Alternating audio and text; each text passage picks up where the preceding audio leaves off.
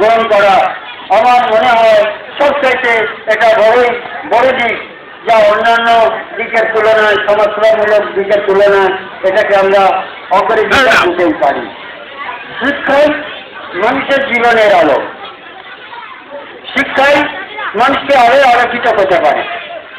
একটা রাজনৈতিক দলের স্লোগান আছে,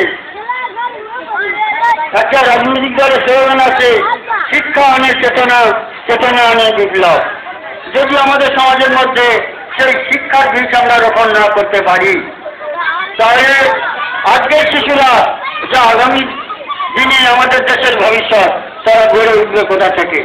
আমরা অনেক অবহেলা করি, আর্থিক দুর্বলতার কারণে অনেক ছেলে মেয়েকে লেখাপড়া শেখাতে পারি না, প্রাথমিক পর্যায়ে পৌঁছাতে পারি না।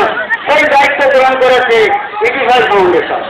তার জন্য আমরা নজর মন্দির করার পক্ষ থেকে, আমাদের সেবা বিদ্যালয়ের পক্ষ থেকে তাদের আন্তরিক অভিনন্দন জানাই। এই কাজ, মহান কাজ, মহান গ্রহ আজকে ইতিহাস ফাউন্ডেশন যে কর্মযজ্ঞ গ্রহণ করেছে, তারই একটা অংশ বিশেষে আজকে এই অনুষ্ঠান। এই প্রতিকাশের শিশুদের নিয়ে আজকের যে অনুষ্ঠান এখানে সংগঠিত হচ্ছে, তা দেখার মতো দৃশ্য। আমি একটা দিক দেখে আশ্চর্য হয়ে যাই।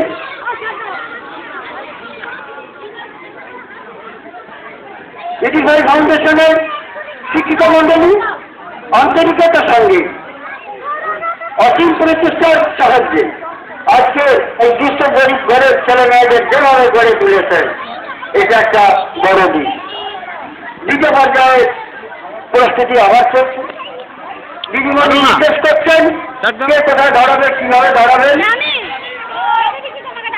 শিশুরা সর্বত্রভাবে লাইন দিয়ে দাঁড়িয়েছে, আবার একটা ইভেন্ট হবে। দেখছি আমরা মাগুরা মন্দিরপাড়ার গ্রামবাসী বৃন্দে দেখছি যে আমাদের চোখের সামনে আমাদের পাড়ায় কি একটা বিরলতম দৃশ্য আমরা উপভোগ করছি। বাচ্চারা প্রস্তুতি নিচ্ছে, আবার একটা ইভেন্ট হবে। কি সুন্দর সাদা লাল ব্লু। আরে ভাই তাড়াতাড়ি মারো।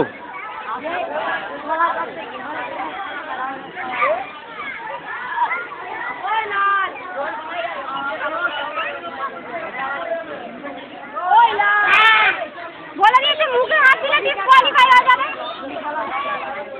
ওই লাল